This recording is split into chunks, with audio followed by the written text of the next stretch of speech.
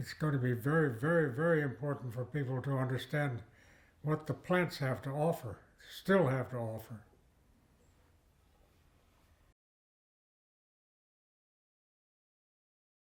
Yes, I taught botany at the University of Texas for a number of years, and uh, mostly plant taxonomy, that is the relationships of plants.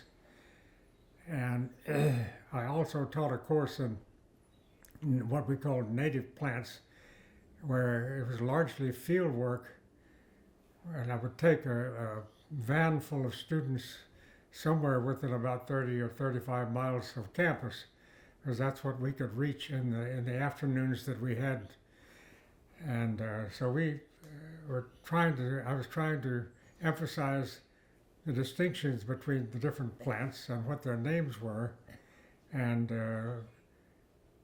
I think it was exciting to the students because I was excited, and I knew the plants backwards and forwards, and I could come up with the names, and they thought that was so strange that there could be 1,200 different species in a small area of say 70 miles radius, and that I could learn those plant names and know them when I saw the plants.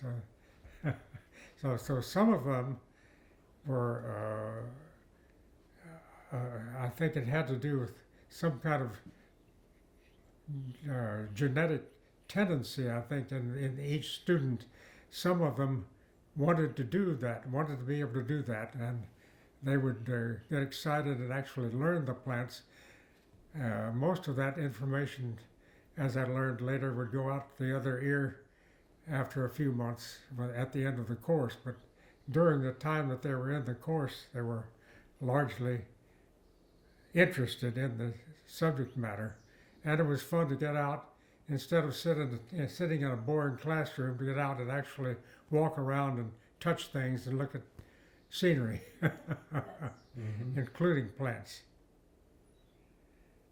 I think probably more field courses like that need to be emphasized and made available to students, because largely botany has gone to genetics and biochemistry and secondary plant chemistry subjects, which are all interesting and all valuable, but at times the students only see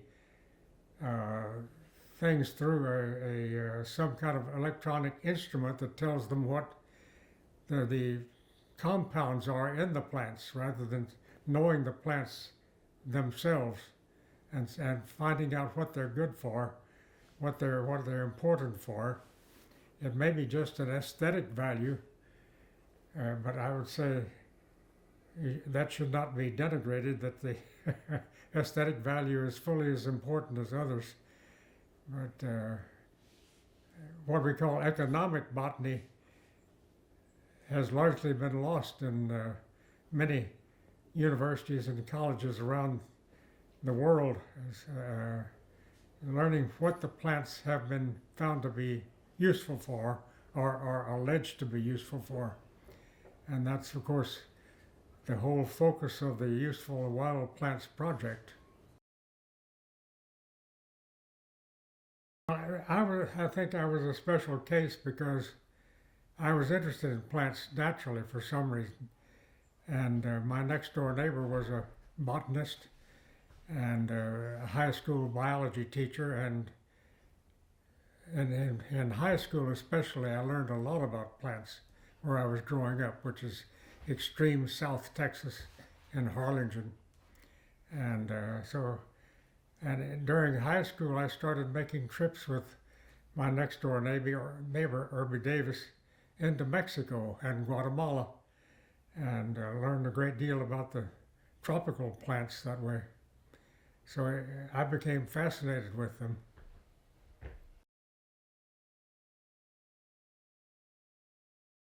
My major professor was Benjamin Tharp, Tharp, and one of his students several years previous had been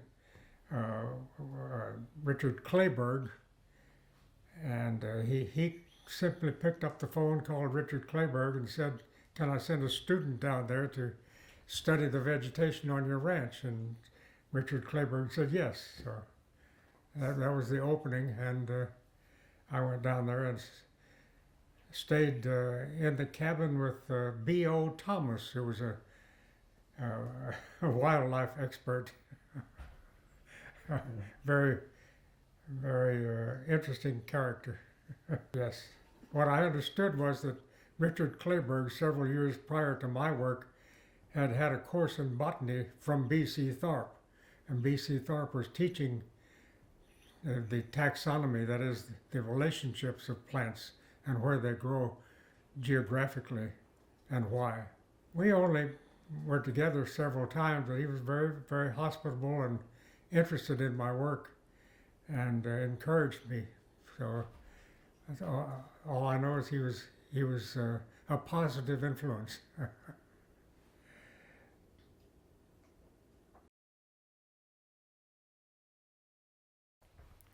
I was over in all the divisions, all 4 divisions of the King Ranch, plus the Kennedy Ranch in between, and the East Ranch down in Willacy County.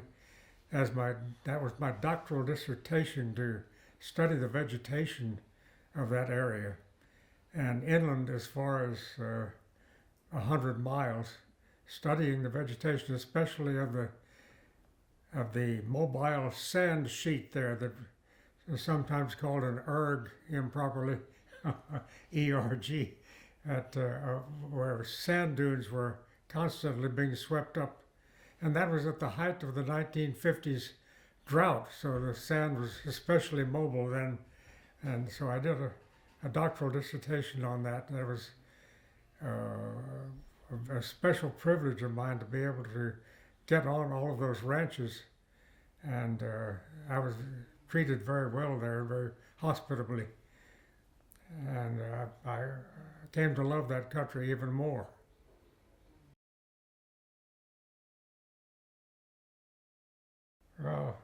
There's a large ball moss there, the large tillandsia, which is different from the ball moss that most people are familiar with. I found that to be quite interesting, and it's a widespread tropical species that reaches its northern limit on the King Ranch. The Wild Plants Project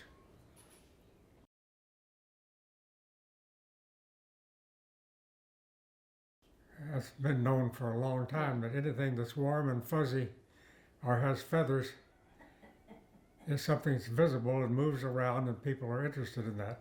So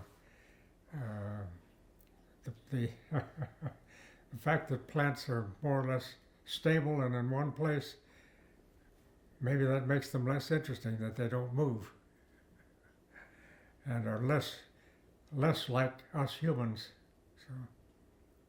So I think it's very, very cogent that people tend to be plant blind, and this is just perhaps something that we should expect, but I think in the past people were less plant blind than they are now.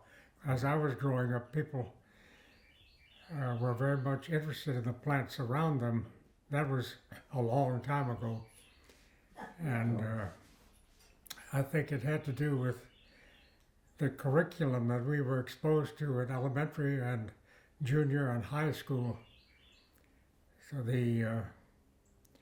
I have never done a systematic study of the curricula over the years, but I think that it will show that less and less information and excitement about plants is exhibited to the students in the schools,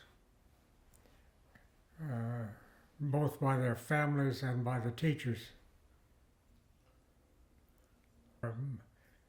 Over the year course of my lifetime, I'm 91 now, and people have become less connected to their surroundings, less connected to the natural surroundings that are around their towns, but they're mostly city dwellers now, and have very little contact with the out of doors, as far as I can see, with some exceptions.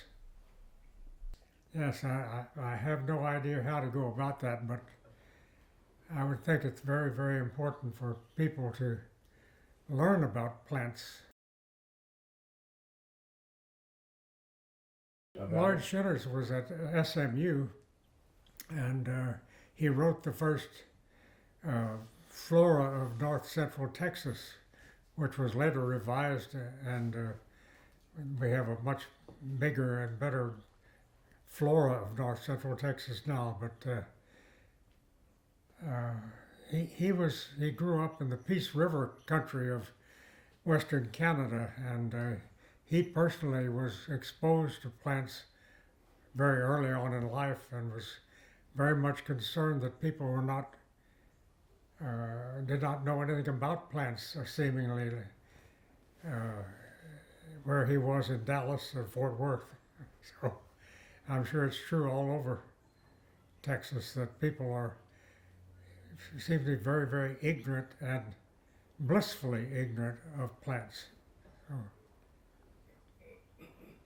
as to what plants are growing around them, what used to grow around them and is now rare, which is about half the flora now. So Lord Shinners is a very outspoken person about that, but one person in a vast city is not going to do much good. We have to have more people concerned about this.